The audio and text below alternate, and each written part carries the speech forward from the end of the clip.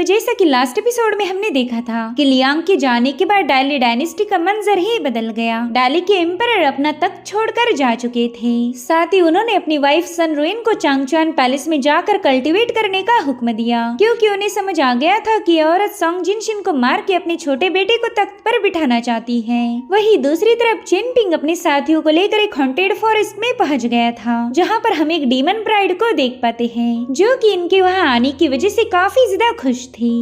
अब आगे तो इस एपिसोड की शुरुआत में हम उसी डीमन ब्राइड के घर को देख पाते हैं, जो कि रेड लैंटर्न से डेकोरेट किया गया था। साथ ही साथ वो डीमन ब्राइड अपना मेकअप करने में बिजी थी और उतने में एक स्कॉलर वहां से भाग निकला। उस बंदे को कोई आइडिया ही नहीं है कि ये जगह एक जहन्नुम थी, यहाँ से कोई जिंदा वापिस नहीं जा सकता। साथ ही उस बंदे को वहाँ पर एक डोली नजर आने लगी और फिर उस लेडी ने उस बंदे को यंग मास्टर कहते हुए घसीट लिया। और अब सीन शिफ्ट होकर हम लिन शुआ को देख पाते, जो कि एक किताब पढ़ते हुए उसी खूनी दुल्हन की कहानी अपने साथियों को सुना रहा था। तो चेनपिंग थोड़ा सा अमेज होकर उससे पूछने लगा कि बताओ डीमन ब्राइड स्कॉलर्स का ही शिकार क्यों करती है। तो लिनशुआ कहने लगा कि इस बुक के मुताबिक उस लड़की की किसी के साथ शादी होने वाली थी। उसने दुल्हन का लिबास भी पहन लिया, लेकिन बाद में उसे पता चला कि उसका लवर तो उसे छोड़कर भाग गया। तो उस बंदी के पास खुद की जान देने के अलावा और कोई ऑप्शन नहीं था और तभी से वो एक घोस्ट बनकर सभी स्कॉलर्स को हॉन्ट करती आ रही। लेकिन मुझे नहीं लगता कि इस कहानी में कोई दम है। पहाड़ों में ऐसी कहानियां जानबूझकर फैलाई जाती ताकि मुसाफिर रात के समय ऐसे इलाकों में भटकते हुए किसी जंगली जानवर का शिकार न बन जाए। जिस पर लिनहुआ कह रहा था कि अगर ये कहानी सच्ची भी रही तो भी हमें उस डीमन से डरने की कोई जरूरत नहीं। मुझे तो न लड़कियों से डर लगता है और न ही उनके भूतों से। अगर वो हमारे सामने भी आ गई तो चेनपिंग अपने एक ही पंच में उसे नॉकआउट कर देगा।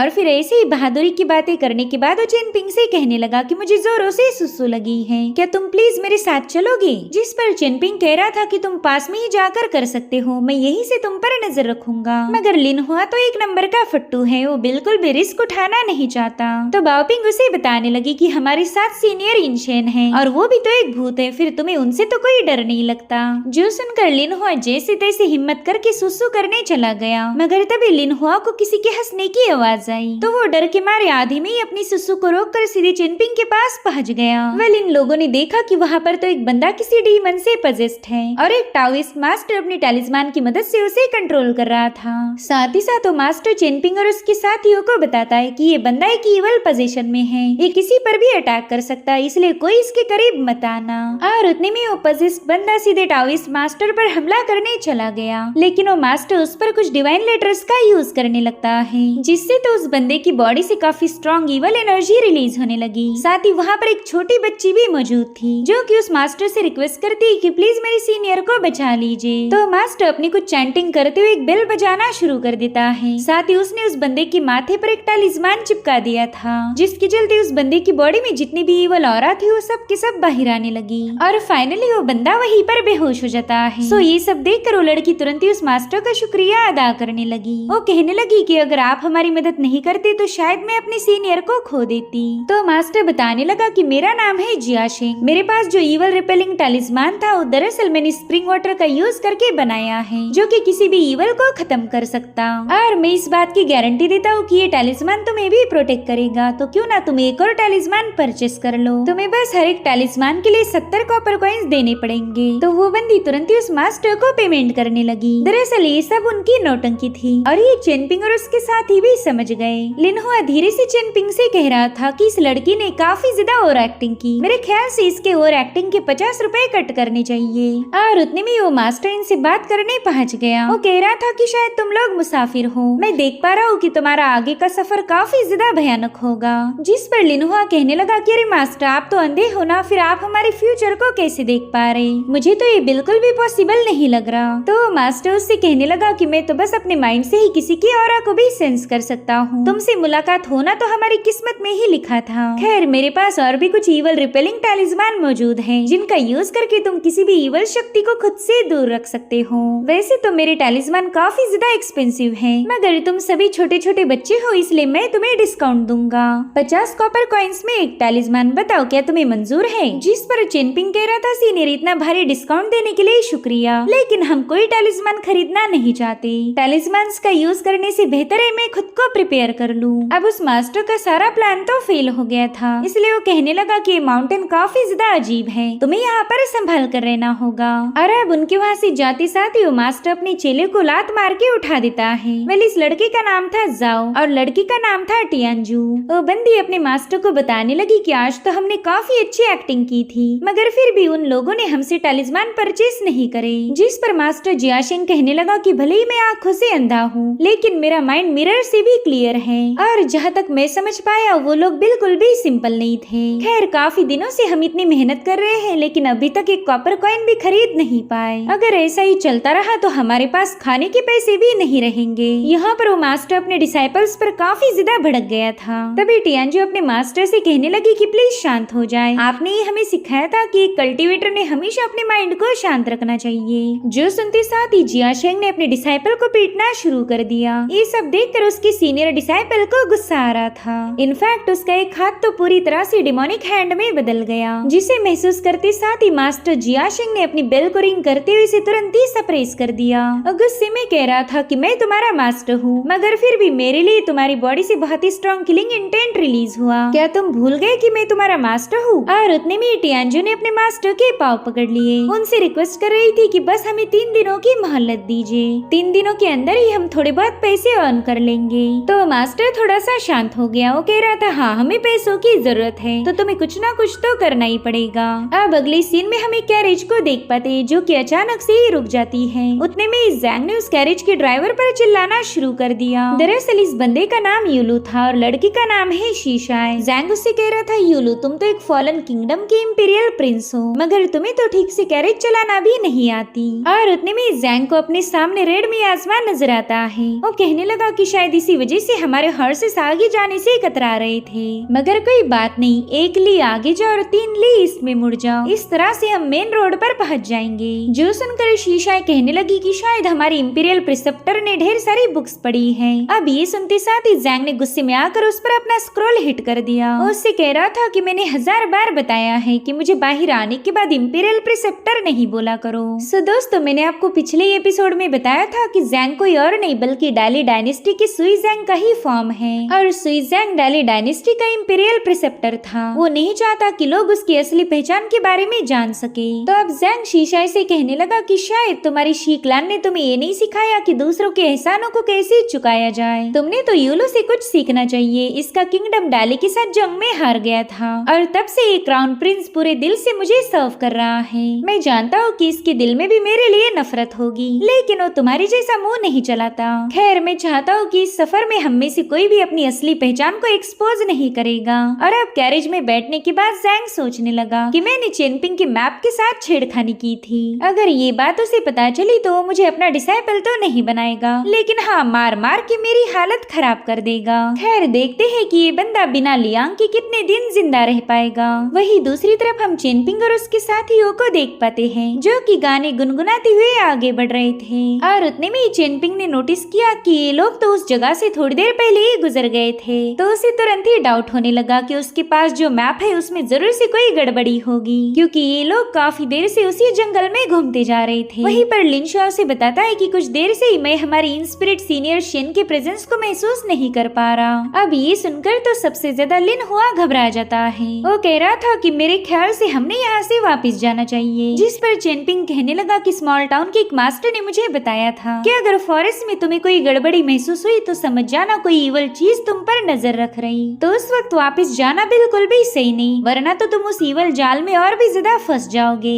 जो सुनते साथ ही लिन हुआ ने सीधे रोना शुरू कर दिया। तो चेनपिंग उससे कहने लगा कि एक पुरानी कहावत है, अगर तुम ऐसे किसी इवल इल्यूजन में फंस जाओ तो सूसू करने से वो इल्यूजन ब्रेक हो सकता। जो सुनते साथ ही लिन हुआ कहने लगा कि ऐसे हालात में तो मुझे चलने को भी नहीं आ रहा, और तुम बोल रहे हो कि मैं सूसू करके इल्यूजन को ब्रेक करूं। और उतने में उन्हें लैंटर्न होल्ड किए हुए एक घोस्ट नजर आता है, जो कि इन पर पावरफुल एनर्जी रिलीज करते हुए वैनिश हो गया। चेनपिंग अपने साथियों से कह रहा था कि अब हम यहाँ से वापस नहीं जा सकते, तो क्यों ना आगे आगे चलकर देखा जाए कि यहाँ पर कौन सा खतरा छुपा है। वही दूसरी तरफ मास्टर जियाशिंग को भी काफी स्ट्रॉन्ग डिमोनिक एनर्जी महसूस हो रही थी। वो कह रहा था कि यहाँ पर इतनी स्ट्रॉन्ग एनर्जी है कि इसने माउंटेन के माहौल को ही बदल दिया। जिसके बाद वो टियानजू से कहते हैं कि जल्दी से टैलिस्मान को रेडी रखो। साथ ही वो जाओ से कहते हैं कि इस डीमन को एग्जॉर्सिस्ट करने के लिए मेरी हेल्प करो। और अब अपने दोनों डिसाइपल्स के तैयार होते साथ ही मास्टर जियाशिंग ने मंत्रास की चैंटिंग करना शुरू कर दी और उतने में एक डिमोनिक एनर्जी ने उन पर अटैक करना शुरू कर दिए। जोदे को टाविस्ट मास्टर कह रहा था कि तू तो एक मामूली सा स्पिरिट है, मुझे नहीं लगता कि तू मेरे 5 थंडर स्ट्राइक के सामने टिक पाएगा। जिसके चलते वो मास्टर वहाँ पर थंडर की बारिश करते हुए डिमोनिक एनर्जी को डिस्ट्रॉय कर देता है। मगर उतने में ही वहाँ पर इन स्पिरिट की एंट्री हो गई। दरअसल ये वही स्पिरिट है जो चेन पिंग के साथ था। वैसे तो इस इन स्पिरिट का इन लोगों से कोई लेना देना नहीं, वो तो बस अपने साथियों को ढूंढ रहा था। लेकिन उतने में जियाशिंग उस पर अपने स्प्रिंग वाटर टैलिस्मान से अटैक कर देते हैं। हालांकि उस इन स्पिरिट ने बड़ी आसानी के साथ इस टैलिस्मान के अटैक को डिस्ट्रॉय करते हुए वो वहाँ से रवाना हो गया। लेकिन इन लोगों को लग रहा था कि इन स्पिरिट खतरनाक है, तो ये लोग भी उसे फॉलो करने लगे। इधर चेनपिंग को रास्ते में एक रॉक नजर आया जिस पर कुछ लिखा हुआ था और तभी लिनहुआ उसे डर के मारे बताने लगा कि मैंने थोड़ी देर पहले ही यहाँ पर सुसु की थी, यानी कि हम बस एक ही जगह पर बार बार घूमते जा रहे। दरअसल उस चट्टान पर लिखा था कि एक यंग लड़का हमेशा बूढ़ों को अवॉइड करता, वहीं पर रोशनी हमेशा अंधकार से दूर भागती और इसलिए जिन्हें भी नजरअंदाज किया आज तुम्हें उनका सामना करना पड़ेगा। और तब तक कई सारे लैंटर्न वाले घोस्ट ने चेनपिंग को घेर लिया था, मगर जैसे उसने पीछे पलटा वो सभी घोस्ट गायब हो गए। साथ ही वहाँ पर बहुत ही स्ट्रॉन्ग डिमोनिक एनर्जी रिलीज होते हुए चेनपिंग के सभी दोस्त गायब हो गए। अब ये देखकर चेनपिंग काफी ज्यादा पैनिक हो जाता है। वेल वहाँ पर चेनपिंग को एक लैंटर्न नजर आया जिसके अपने आप एक्सप्लोड होते साथ ही वहाँ पर कई सारे लैंटर्न्स रिलीज हो गए। वेल इस नजारे को देखते साथ ही चेनपिंग को उस किताब में मेंशन की हुई कहानी याद आ गई। वो कह रहा था कि शायद उस घोस्ट ब्राइड की कहानी पूरी तरह से सच थी। जिसके बाद चेनपिंग घबराते हुए अपने सभी साथियों को आवाज़ें देने लगा। इधर चेनपिंग के साथी भी ऐसे ही डिमोनिक एनर्जी में ट्रैप हो गए थे, लेकिन फिर भी उन्हें चेनपिंग की आवाज सुनाई नहीं देती और अब इन बच्चों को अपने सामने ढेर सारे घोस्ट नजर आने लगे। साथ ही साथ वहाँ पर एक दुल्हन की डोली भी थी। वेल ये थी तो एक दुल्हन की डोली, लेकिन ये सभी घोस्ट वहाँ पर स्पिरिट मनी को फेंक रहे थे जो कि चाइना के कस्टम्स के अकॉर्डिंग एक बंदे के मरने के बाद यूज की जाती है। और तभी इन बच्चों ने घोस्ट ब्राइड को भी देख लिया जिसने इन लोगों पर अटैक कर दिया था। मगर लिनहुआ देखता है कि उसके पास जो ट्रेजर था उसने इस अटैक को काउंटर कर लिया। भले लिनहुआ इसमें बच जाता है, लेकिन उसने देखा कि बाओपिंग और लिनशुआ तो बिल्कुल भी मूवमेंट नहीं कर रहे, यानी कि उस अटैक की वजह से वो दोनों भी फ्रीज हो चुके थे और अब कई सारे घोस्ट उनकी तरफ आगे बढ़ रहे थे। इनफैक्ट इन बच्चों को चारों ओर से घेर लिया गया और तभी लिनहुआ ने डर के मारे उस ट्रेजर को नीचे फेंक दिया और तभी उस ट्रेजर से बहुत ही स्ट्रॉन्ग डिवाइन पावर रिलीज होने लगी। वही दूसरी तरफ चेनपिंग 1 बाय 1 उन लैंटर्न्स को ब्रेक कर रहा था और उतने में उसे उस ट्रेजर की गोल्डन लाइट नजर आती है, तो चेनपिंग भी तुरंत ही अपने दोस्तों की तरफ रवाना हो गया। इधर उस ट्रेजर की वजह से लिनशुआ और बाओपिंग भी नॉर्मल हो गए थे। सो गाइस कुछ दिनों पहले माउंटेन गॉड वेइबो ने ही इस ट्रेजर को गिफ्ट किया था जो आज जाकर उनके काम आ गया, लेकिन अब तो ट्रेजर बुरी तरह से डैमेज हो गया था, इसलिए वो इन घोस्ट से इनकी हिफाजत नहीं कर पाएगा। और तभी वो डीमन ब्राइड अपनी डोली से बाहर आ गई। उसे देखते साथ ही लिनशुआ वहाँ पर मियाज़मा ब्रेकिंग फॉर्मेशन को एक्टिवेट कर देता है, मगर उस ब्राइड ने तो बस एक ही सेकंड के अंदर इसके फॉर्मेशन को ब्रेक कर दिया। साथ ही साथ वो वहाँ पर अपनी डिमोनिक एनर्जी को स्प्रेड करते हुए लैंटर्न्स को फॉर्म कर लेती है और देखते देखते उन सभी लैंटर्न्स ने इन बच्चों को चारों ओर से घेर लिया। साथ ही साथ वो ब्राइड कहने लगी कि अरे वाह आज तो हमारे यहाँ पर काफी सारे मेहमान आ गए। साथ ही उन्हें काउंट करते हुए कहने लगी कि अरे वाह तुम तो 3 स्कॉलर्स हो। और फिर वो ब्राइड अचानक से ही काफी ज्यादा खुश हो गई,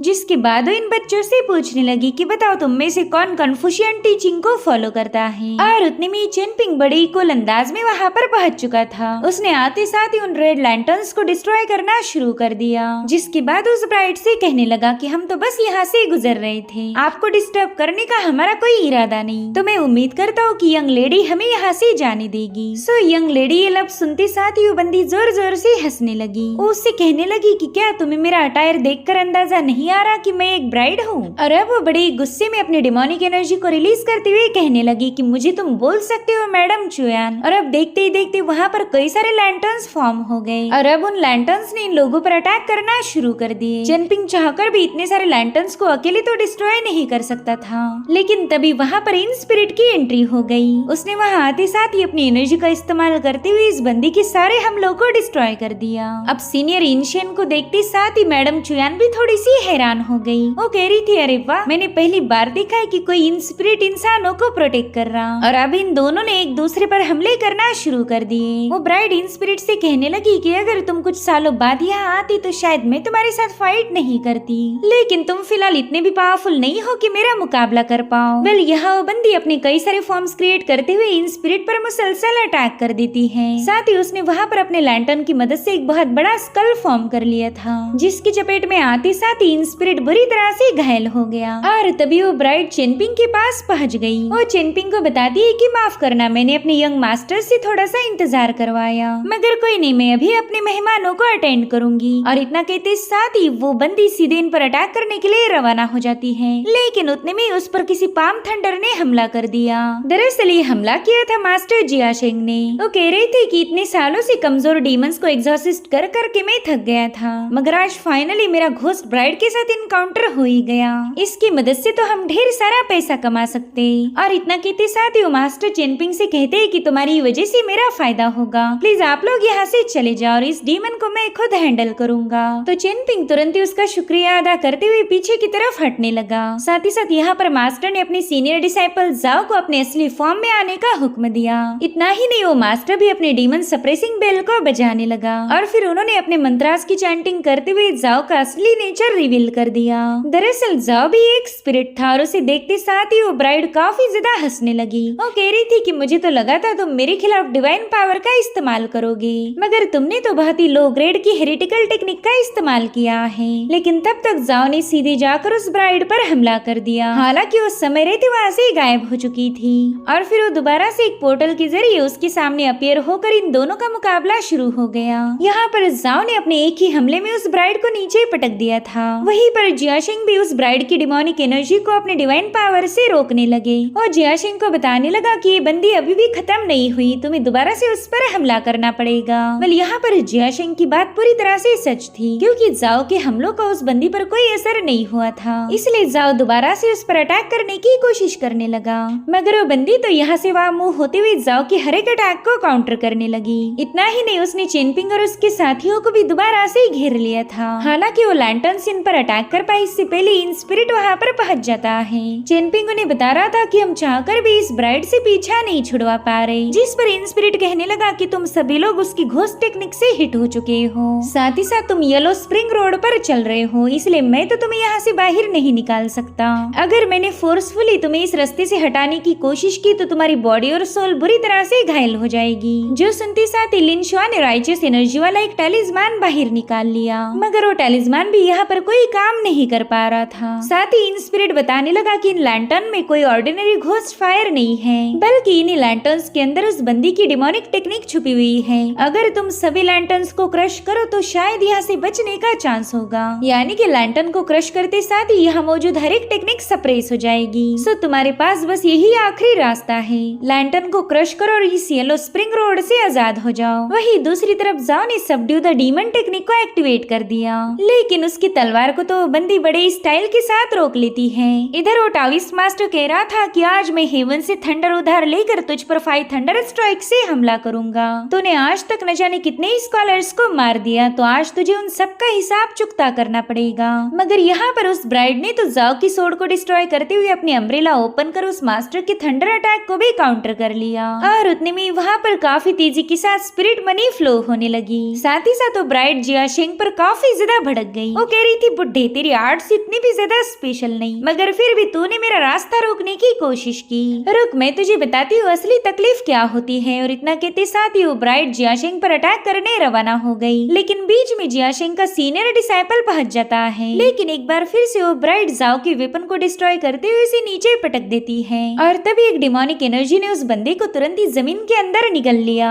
सो जब टियानजू अपने सीनियर को बचाने जाने लगी, उतने में ही वो डीमन उस पर भी हमला कर देती है। वेल, यहाँ पर जियाशिंग के दोनों डिसाइपल डिसअपियर हुए थे, इसलिए वो बंदा इस ब्राइड पर काफी ज्यादा भड़क गया। वो अपने हाथों पर एक स्पेल को ड्रॉ करते हुए कहने लगा कि मैं थंडर को कमांड देता हूँ, मगर उसमें इतनी ताकत नहीं थी कि वो बहुत ही स्ट्रॉन्ग थंडर को समन कर पाए। और ये बात वो ब्राइड भी जानती है, इसलिए उसने जियाशिंग को अपनी डिमोनिक एनर्जी में जकड़ लिया। लेकिन वो जियाशिंग को मार पाई इससे पहले ही चेनपिंग ने उस पर अटैक कर दिया। साथ ही साथ वो अपने आयरन बो का इस्तेमाल करते हुए लैंटर्न्स को भी डिस्ट्रॉय करने लगा। अगर ये लैंटर्न्स डिस्ट्रॉय हो गई तो ये लोग ईवल टेक्निक से आजाद हो जाएंगे। तो चेनपिंग ने फटाफट से सबसे आखिर वाले लैंटर्न को भी ब्रेक कर दिया और उसके ऐसा करते साथ ही लिनशुआ का राइचियस टैलिस्मान भी काम करने लगा। लेकिन इन बच्चों ने देखा कि उनके सामने का रास्ता तो खत्म हो चुका। लेकिन लिनशुआ ने तुरंत ही वहाँ पर छलांग लगा दी। वो कह रहा था कि यहाँ पर एक रास्ता है, बस उस ब्राइड ने उसे छुपा के रखा था। सो अब ये सभी बच्चे क्लिफ के उस तरफ जाने लगे। साथ ही साथ चेनपिंग ने जियाशिंग को उठा लिया था,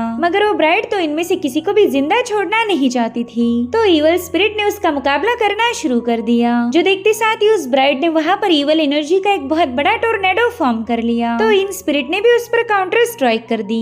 हालांकि उन्हें पता चला कि ये सब तो उस ब्राइड की अम्ब्रेला का कमाल था, यानी कि वो असली डीमन यहाँ पर नहीं आई थी। वहीं पर चेनपिंग अपने साथियों को बता रहा था कि हमारे मैप में कुछ तो गड़बड़ी है, हो सकता है कि वो डीमन दोबारा से हम पर अटैक करे। और यहाँ पर चेनपिंग का अंदाजा पूरी तरह से सही था, क्योंकि इन लोगों को अपने रास्ते में ढेर सारे लैंटर्न्स नजर आने लगे और अब ये लोग उससे भागते हुए सीधे उसी के मैंशन के सामने पहुँच गए। वेल यहाँ का घोस्ट सर्वेंट अपनी लेडी से कहने लगा कि देखिए हमारे यहाँ पर मेहमान आए हैं। तो चेनपिंग उसे गुस्से में पूछ रहा था कि बताओ तुम लोग हमसे क्या चाहते हो, जिस पर वो बंदा कह रहा था कि हमारी लेडी तो बस तुम लोगों के साथ बात करना चाहती। तो फाइनली चेनपिंग ने भी ये फैसला लिया कि उसके पास जितनी भी सोडची बची है उसका इस्तेमाल करके वो इस ब्राइड को खत्म कर देगा। और तभी उस मैनर का डोर ओपन होते साथ ही डीमन ब्राइड उनके सामने अपीयर हो गई। वो इन बच्चों से कह रही थी कि मेरे हस्बैंड फिलहाल ट्रैवलिंग पर गए हैं, तो मुझे ही तुम्हारा ख्याल रखना होगा। मैं तुम सभी की हड्डी और मांस को अलग करना चाहती हूँ, साथ ही साथ तुम्हारे हार्ट को भी पियर्स करूंगी। और अब उसके एक ही इशारे पर वहाँ मौजूद घोस्ट ने चेनपिंग और उसके साथियों पर हमले करना शुरू कर दिए। वो बंदी कह रही थी कि इस दुनिया में सबसे खतरनाक है स्कॉलर्स। जब मेरे हस्बैंड ने मुझे धोखा दिया था तभी से मुझे स्कॉलर्स से नफरत है। हेवन के अंदर जितने भी स्कॉलर्स हैं वो सब के सब बेरहम होंगे। सो इस तरह से चेनपिंग और उसके सभी दोस्त इन घोस्ट के हाथों सप्रेस होने लगे। लेकिन चेनपिंग ने अभी तक हार नहीं मानी थी। उसने तुरंत ही हेवन से अपनी सोडची पावर की स्लैश को समन कर लिया। और इसी के साथ एपिसोड यहीं पर एंड हो जाता है। Thank you so much for watching. Bye bye, take care.